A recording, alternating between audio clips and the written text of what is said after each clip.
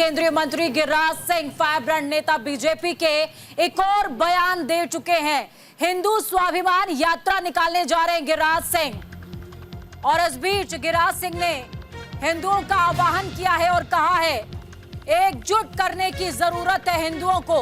संगठित और सशक्त हिंदू अगर नहीं होगा और बढ़ जाएगा तो कट जाएगा। योगी आदित्यनाथ की बात को यहां पर दोहराते नजर आए हैं।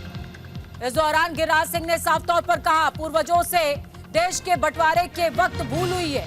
सारे मुसलमानों को पाकिस्तान भेज देना चाहिए था। हिंदुओं पर अत्याचार नहीं किया जाएगा बर्दाश्त। केंद्रीय मंत्री गिरिराज सिंह 18 अक्टूबर से हिंदू स्वाभिमान यात्रा शुरू करने जा रहे हैं, जिसका उद्देश्य सीधे तौर पर हिंदू समुदाय को एकजुट करना बताया जा रहा है।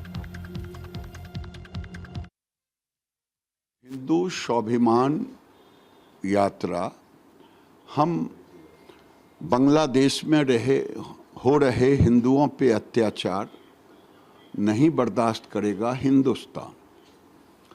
जिस दिन से बांग्लादेश की घटना घटी उसी दिन से मेरे मन में था कि अब समय आ गया है हिंदुओं को एक होने करने का, हिंदुओं को एक होने का। नहीं तो ये वोट के सौदागर, जैसे पाकिस्तान में 22% हिंदू आज आधा प्रतिशत पर बच गए। हमारी बेटी मंडप पर से उठ गई, हमारे मकान दुकान ध्वस्त हो गए। हमारे पूर्वजों की भूल हुई कि बंटवारे के समय अगर टोटल मुसलमान चला गया होता पाकिस्तान तो आज हमारी ये दुर्दशा नहीं होती कि रामनवमी के जुलूस में भी हमें पत्थल खाना पड़ता, चाहे बिहार का बिहार शरीफ हो, चाहे दिल्ली हो, चाहे सावन के कांवड़ यात्रा में। ये दृश्य आखिर क्यों? हमने तो कभी तजिया पर एक पत्थल नहीं फेंका। हम उसी लिए संगठित हिंदू, सशक्त हिंदू, बटोगे तो कटोगे, यही संवाद करने जा रहे हैं।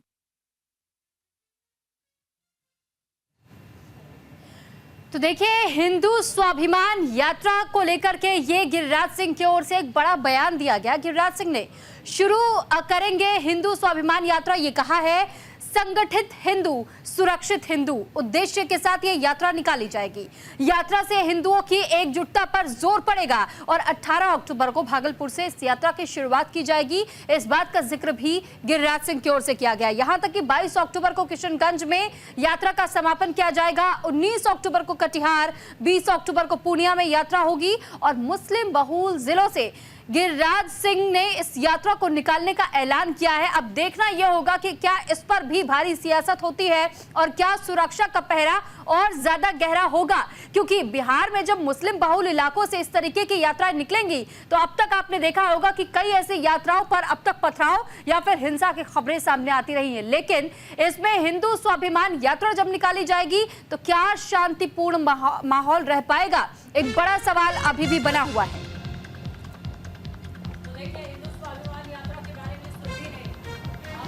बताया कि किस तरीके से ये यात्रा गिरिराज सिंह निकालने जा रहे हैं और इसको तेजस्वी यादव की यात्रा जो उन्होंने निकाली थी दुबई से लौटने के बाद उसका जवाब माना जा रहा है, क्योंकि दूसरे चरण का आगाज तेजस्वी करने वाले हैं 16 अक्टूबर से। और इस बीच गिरिराज सिंह ने भी कह दिया है कि हिंदू बटेगा तो कटेगा, इसलिए संगठित हिंदू होना जरूरी है।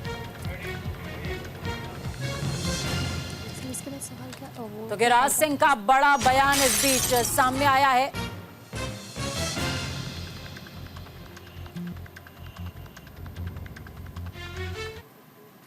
चलिए, इस खबर पर ज्यादा जानकारी के लिए राजीव मोहन जुड़ गए हमारे साथ में।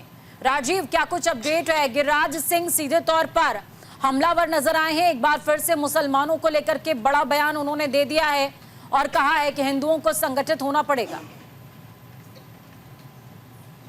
देखिए, गिरिराज सिंह जो केंद्रीय मंत्री हैं वो उनके बारे में जग जाहिर है कि वो भाजपा के फायर ब्रांड नेता माने जाते हैं और समय समय पर उन्होंने हिंदुओं के बचाव में या कह सकते हैं कि हिंदुओं के समर्थन में उनका बयान आते रहा है।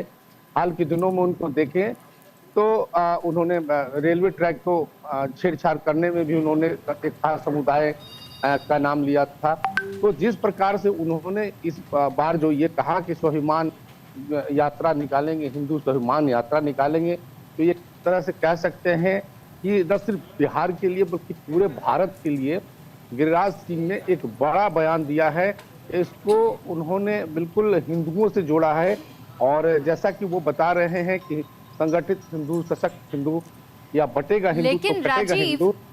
राजीव, लेकिन जिस तरीके का बयान दिया गया कि सभी मुसलमानों को पाकिस्तान भेज देना चाहिए था, एक यात्रा निकाली जाएगी, खासतौर पर उन इलाकों से ये यात्रा होकर गुजरेगी जहां मुस्लिम बहुल इलाके हैं, तो क्या ये हम नहीं समझ सकते हैं या उन्हें ये बात नहीं समझ में आ रही है कि अगर इस तरीके की तस्वीरें दिखाई देंगी, ऐसी यात्राएं निकाली जाएंगी जानबूझकर, तो आप उकसावे की राजनीति कर रहे हैं, किसी ना किसी को आप पोक कर रहे हैं? देखिए, ये गिरिराज सिंह राजनीतिज्ञ हैं, बड़े नेता हैं और उन्होंने ये जो कदम उठाया है या उन्होंने ऐलान किया है और निश्चित तौर पर इस पर प्रशासन की नजर होगी और उन्होंने भी ये सोचा होगा कि जो उन्होंने तय किया है कि 18 अक्टूबर से इसकी शुरुआत भागलपुर से करेंगे और इसकी जो समाप्ति है इस यात्रा की, उसके बारे में भी वो कह रहे हैं कि किशनगंज में वो खत्म करेंगे। तो निश्चित तौर पर ये जो पूरा इलाका है, कटिहार, पूर्णिया, भागलपुर और किशनगंज, ये पहले से माना जाता है कि जो मुस्लिम बहुल इलाका इसको एक तरह से माना जाता है। मुसलमानों की संख्या यहाँ ज्यादा है और जैसा कि उन्होंने ये कहा कि एक बंटवारे के समय पूर्वजों से ये भूल हुई कि जितने भी मुसलमान हैं उन मुसलमानों को पाकिस्तान भेज देना चाहिए था और यही कारण है कि अगर ये जब इन लोग भारत से इन लोगों का पलायन नहीं हुआ, इनको नहीं भेजा गया और उसका कारण वो बता रहे हैं कि पाकिस्तान में जो 22% या 27% मुसलमान थे, बंटवारे के समय वो आधा % पर बच गया है। वो हवाला दे रहे हैं कि बांग्लादेश, पाकिस्तान में हिंदुओं की स्थिति ठीक नहीं है, उनके बहु बेटियों की इज्जत आबरू लूट ली जाती है। राजीव, गिरिराज सिंह के बयान को लेकर के कांग्रेस और आरजेडी, हालांकि इस स्वाभिमान यात्रा को तेजस्वी यादव की यात्रा का जवाब के तौर पर देखा जा रहा है, लेकिन कांग्रेस और आरजेडी हमलावर हो गए। कांग्रेस और आरजेडी का कहना है कि बिहार के अंदर हिंदू मुसलमान को लड़ाना चाहते हैं गिरिराज सिंह, इसीलिए इस तरीके का बयान वो दे रहे हैं।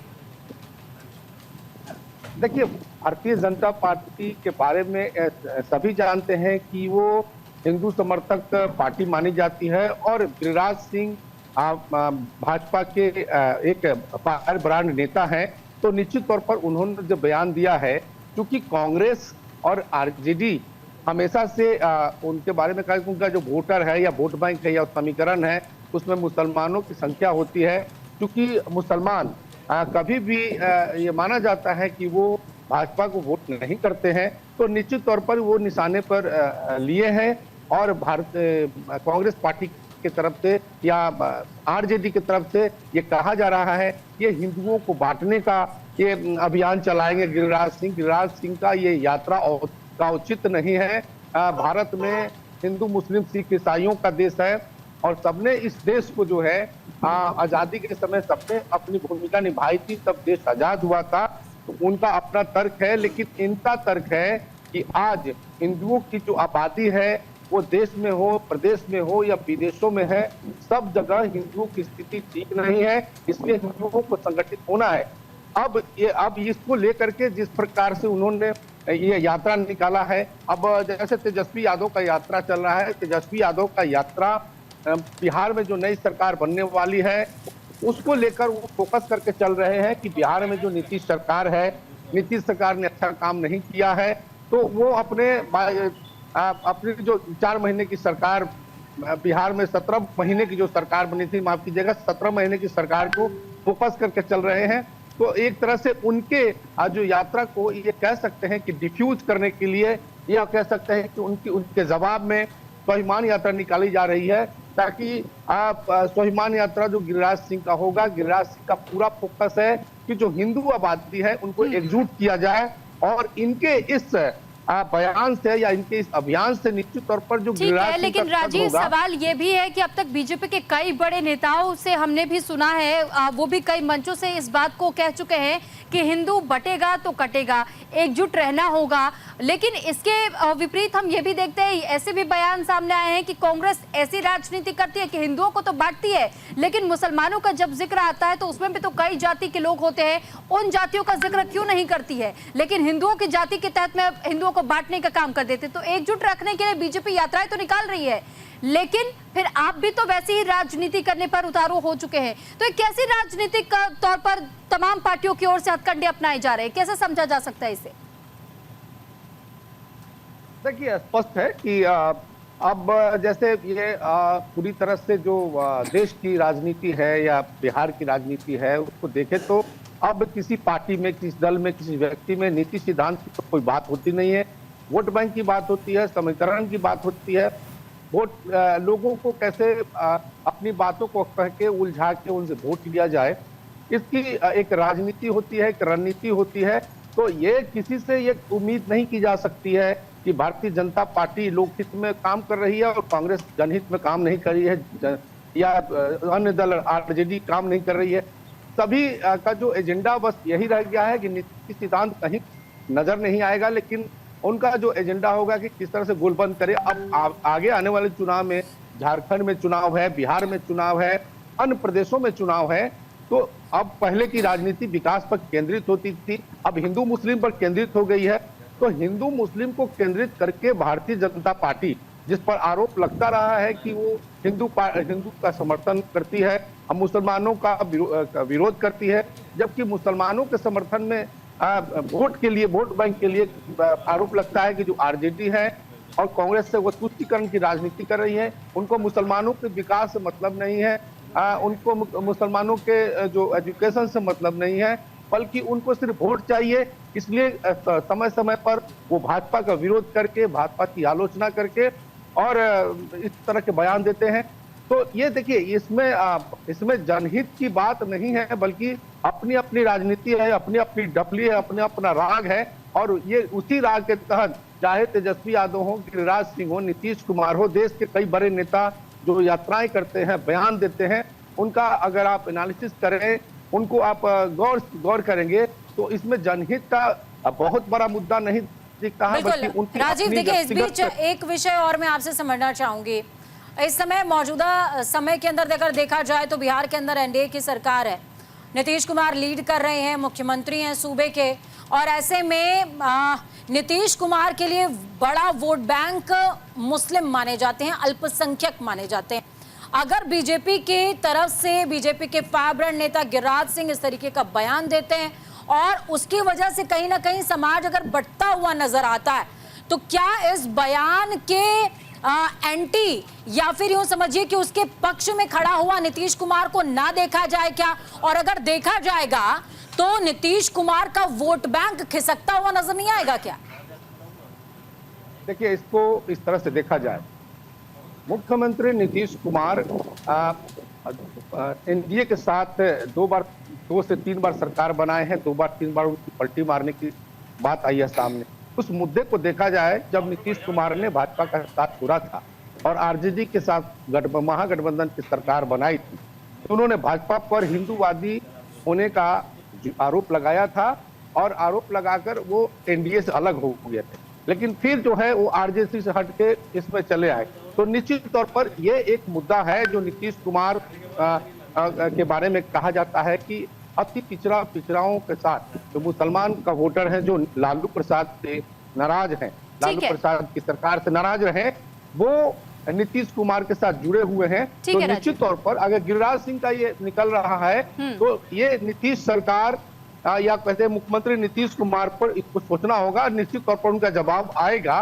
लेकिन नीतीश कुमार की राजनीति को जो समझने वाले लोग हैं वो यही कहते हैं, ये कोई भी फैसला तुरंत नहीं लेते हैं, लेकिन अगर वो लेंगे, ठीक है, इसका मतलब उनके फैसले का इंतजार अभी हमें करना होगा। राजीव, फिलहाल आप हमारे साथ बने रहेगा, लौटेंगे आपके पास।